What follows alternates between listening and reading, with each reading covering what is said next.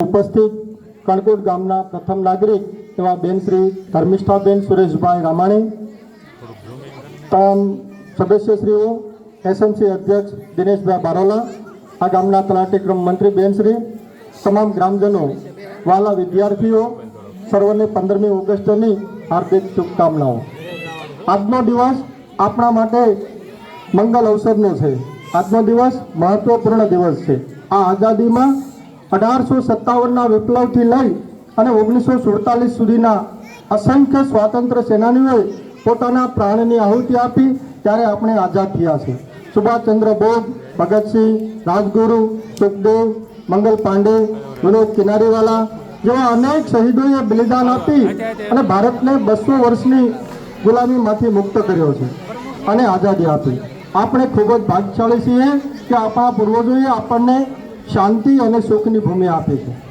આપણે આપણી જાતને આપણા દેશ પ્રત્યેની જવાબદારીઓમાંથી મુક્ત ન ગણવી જોઈએ। દેશના જવાબદાર નાગરિક તરીકે આપણે સૌ કટોકટી માટે હંમેશા તૈયાર રહેવું જોઈએ। દરેક ભારતીય માટે તેનો દેશ એ પહેલા આવવો જોઈએ। ભારત દુનિયાનો સૌથી મોટો લોકશાહી દેશ છે। આપણે એની સંસ્કૃતિ અને સભ્યતાને નમન કરવા જોઈએ। આ શુભ અવસર પર આપણે રાષ્ટ્ર નિર્માણ, દેશનો વિકાસ અને તેનું સન્માન જાળવી રાખવાનો સંકલ્પ કરીએ। અંતમાં પ્રદીપજી રચિત દેશભક્તિનું ગીત એ મેરે વતન કે લોગો तुम खूब लगाओ नारा,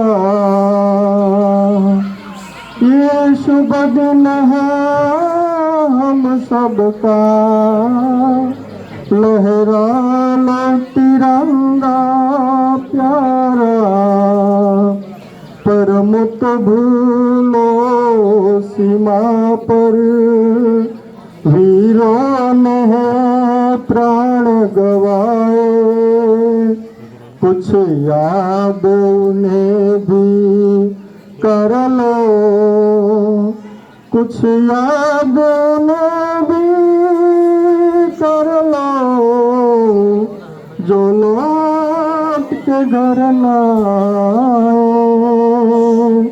जो लौट के घर न आए। भारत माता की वंदे मातरम।